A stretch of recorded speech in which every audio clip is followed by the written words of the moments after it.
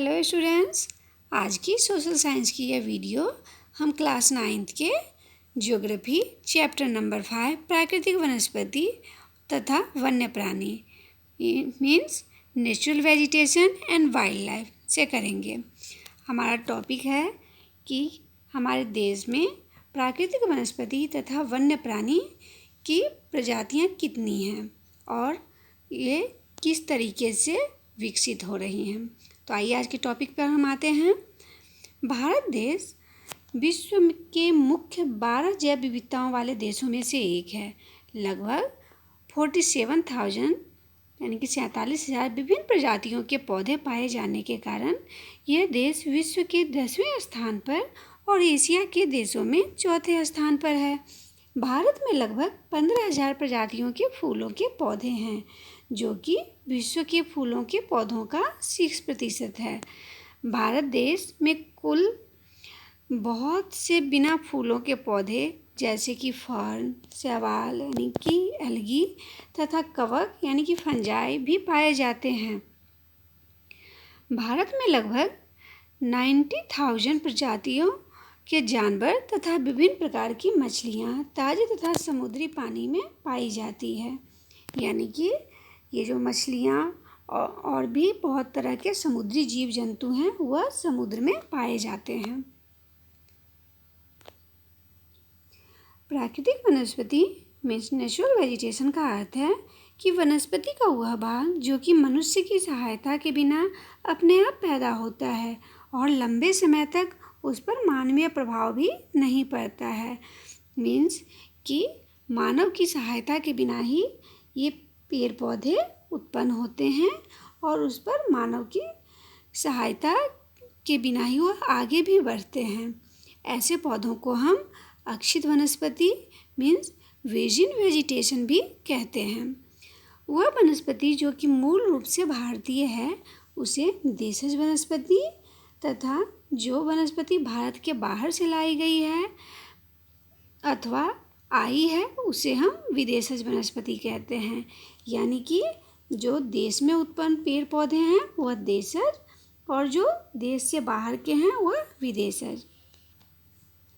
देशज वनस्पति means indigenous vegetation and विदेशज वनस्पति यानी कि फॉरेन वेजिटेशन के नाम से भी हम जानते हैं।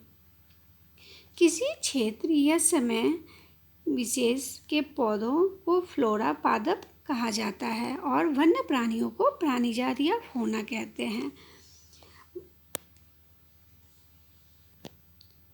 The reasons for diversity in flora and fauna means वनस्पति तथा वन्य प्राणियों में विविधता के कारण।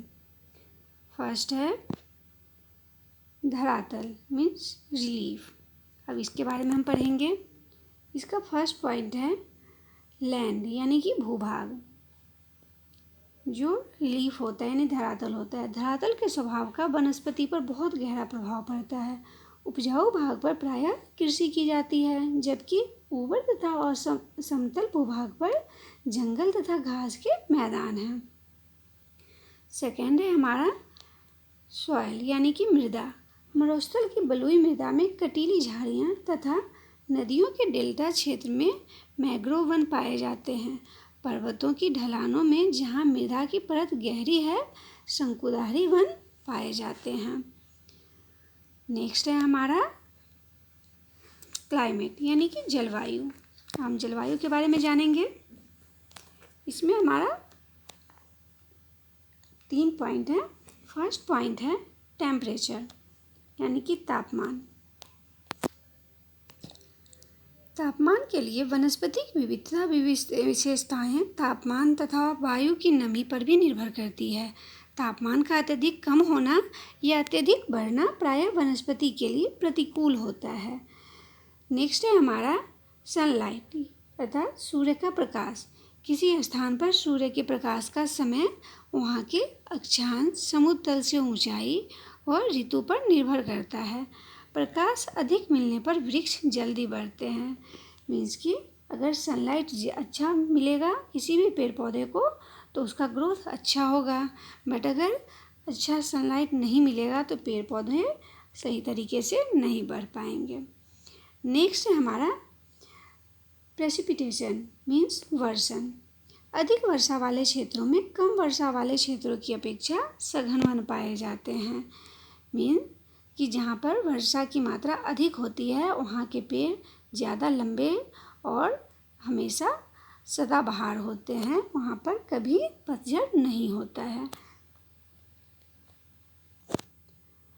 हमारा फर्स्ट क्वेश्चन है, how many varieties of plants species are found in India. Means Bharat में कितने प्रकार की पादप प्रजातियाँ पाई जाती हैं। तो अभी हमने पढ़ा है ऊपर कि भारत में 47,000 प्रकार की प्रजातियाँ पाई जाती हैं। भारत में लगभग 15,000 प्रकार के फूलों के पौधे भी पाए जाते हैं। पादपों में इनकी विविधता और विभिन्नता तथा प्रकार के कारण भारत विश्व में 10वें स्थान पर तथा एशिया में 4थे स्थान पर है।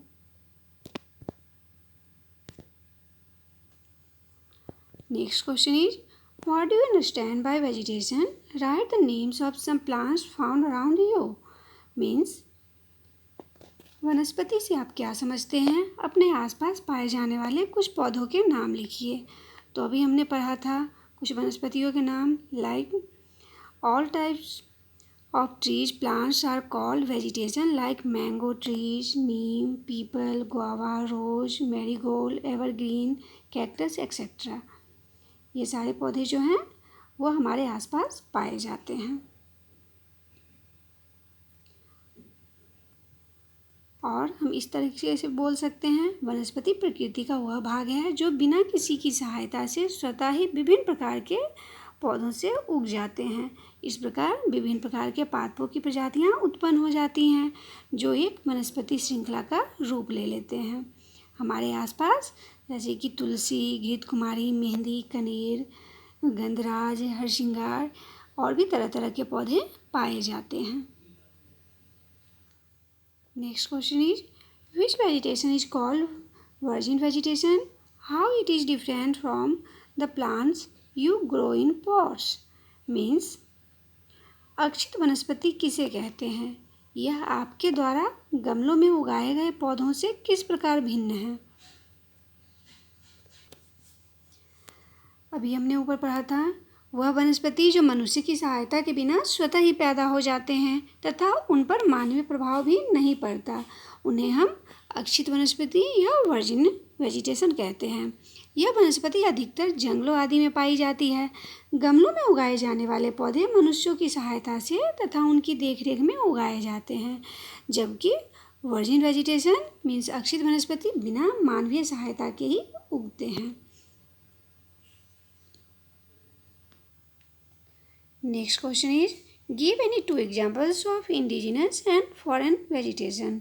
मीन्स कि हमें 2 देशज और 2 विदेशज पौधों के नाम बताने हैं। तो अभी हमने पढ़ा था इंडिजिनस यानी कि देशज जो कि देश में उगाए जाते हैं, जैसे कि नीम एंड बनियान ट्री।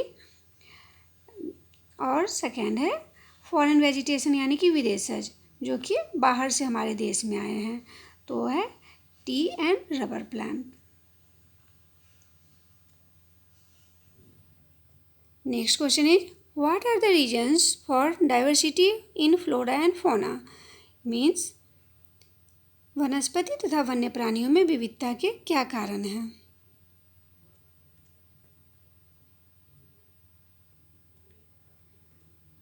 तो अभी हमने ऊपर पढ़ा है कि इसके बारे में कि वनस्पति तथा वन्य प्राणियों में विविधता के क्या कारण हैं। धरातल, जलवायु, इसके अलावा इसमें धरातल में भूभाग और मृदा आ गया और जलवायु में तापमान, सूर्य का प्रकाश और वर्षण, इसके बारे में अभी हमने पढ़ा है। तो ये सारा पॉइंट्स आप सभी अपने आंसर में लिखेंगे और इस तरीके से सारा टॉपिक कंप्लीट करेंगे। ओके।